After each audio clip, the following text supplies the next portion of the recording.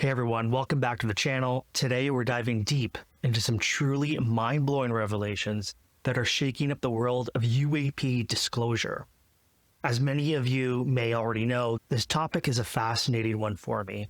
It directly inspires the very film that I'm developing and producing, which is a feature film about a US Navy SEAL mission that goes terribly awry underwater when they encounter extraterrestrials. Today, we're going to connect the dots between the news, the allegations, and the very real possibility of a hidden reality beneath the waves, a reality that my film aims to explore. For those of you that follow channels like News Nation, The Soul Foundation, and even shows like some of my favorites like Cosmic Disclosure on the Gaia Network app, you've probably heard quite a bit about the buzz lately. There's a new whistleblower on the scene named Matthew Brown.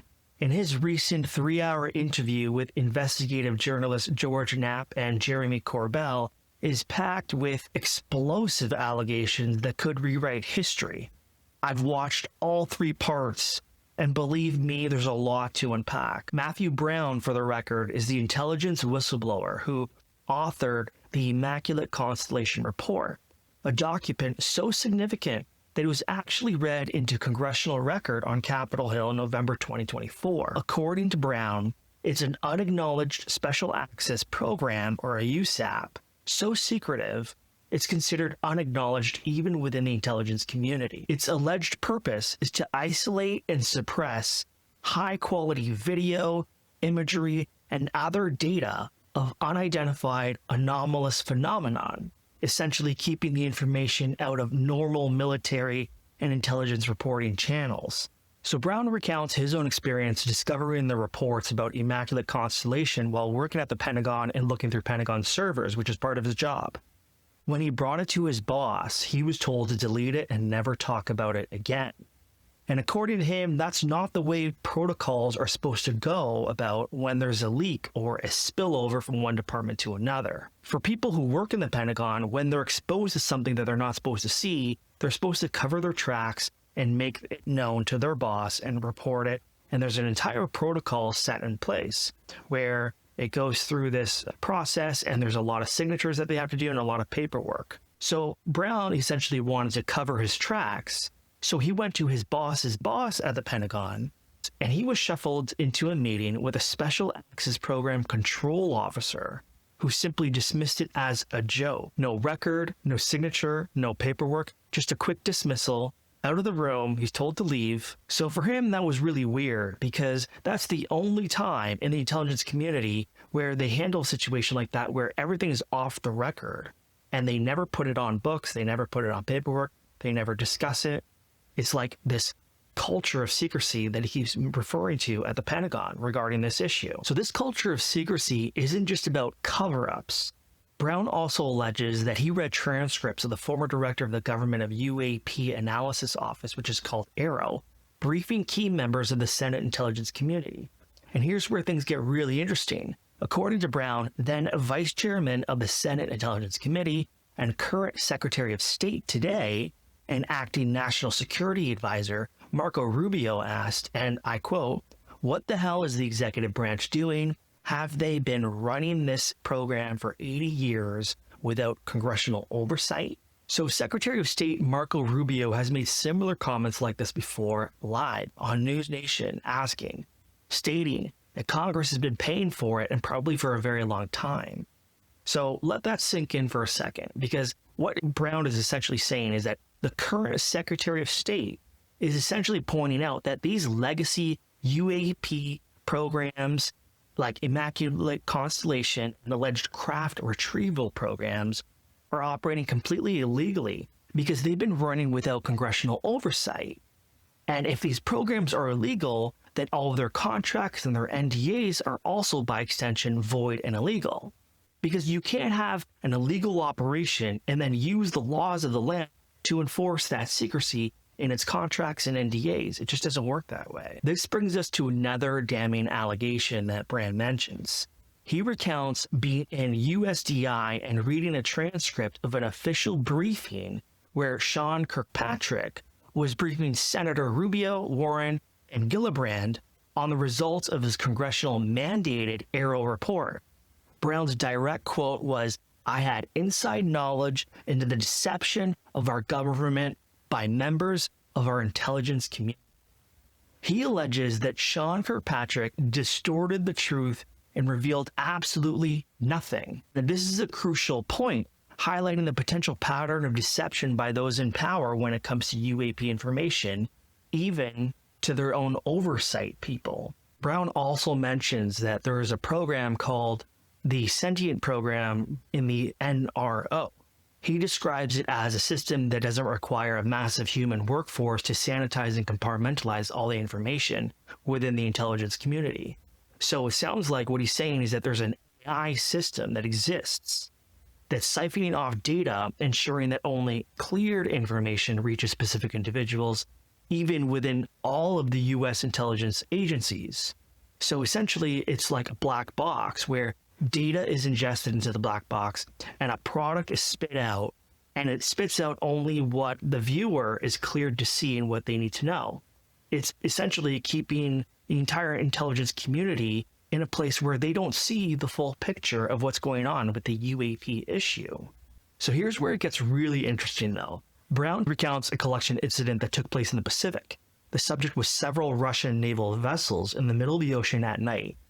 And what he saw in these images was the vessels floating on the water, and above them was a very large triangular craft, or a UAP, so to speak, that was staying still. It wasn't moving. It was hovering. There was no propulsion and there was no noise. So it was very unusual to see that. And the size of the craft was literally the size of the warships. So it was clear to him that this report indicated that this was an intelligence surveillance mission, a reconnaissance mission of a global nature for UAPs and what is known as RVs and ARVs, because that's what he saw in the report. He literally saw the acronym RVs and ARVs. An RV stands for a reproduction vehicle, and an ARV is suspected to either represent alien reproduction vehicle, advanced reproduction vehicle, or anomalous reproduction vehicle.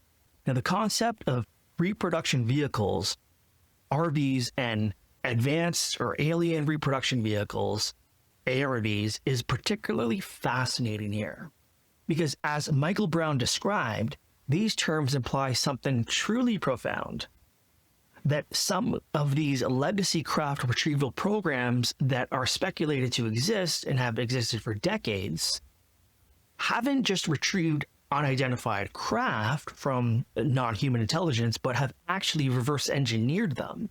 So when we hear reproduction vehicle, we're talking about crafts that are in essence copies or derivatives of non-human intelligence technology that factions of our government, these special access programs, may have been operating for a very long time. So this has a lot of implications, right? The text in the report suggested that there was no visible interaction from the Russian vessel, which would normally be considered a hostile approach. Last time I checked, anytime a Navy warship armada is out in the ocean and anybody comes close by that's not authorized to be there, there's usually some pretty severe consequences that goes with that.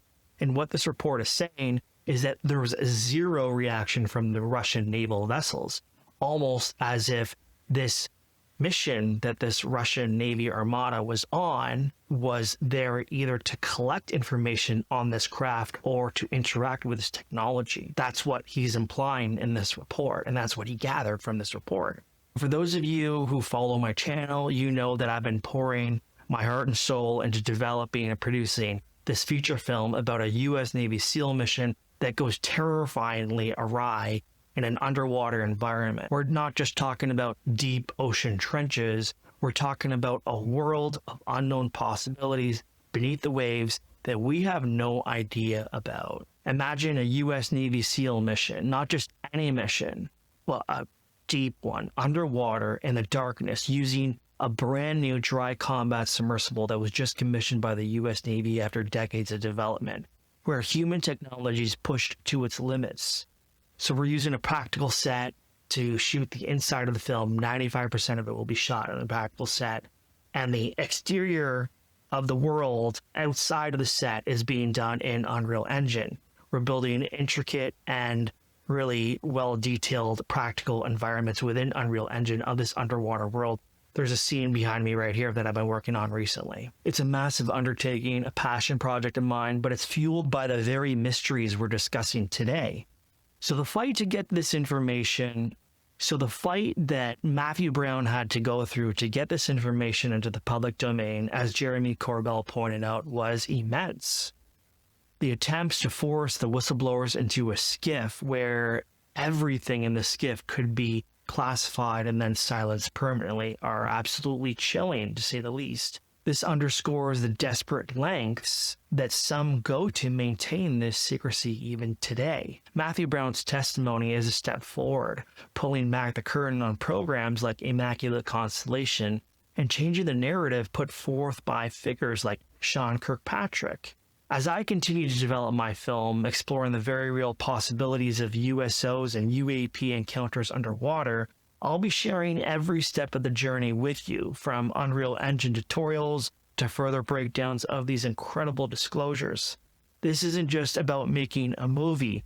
It's about exploring the questions that demand answers that we've been waiting for all of our lives. Questions that figures like Matthew Brown are brave enough to bring forth to light. So what do you think of these revelations? Are we on the cusp of a brand new understanding of our place in the universe? Let me know in the comments below.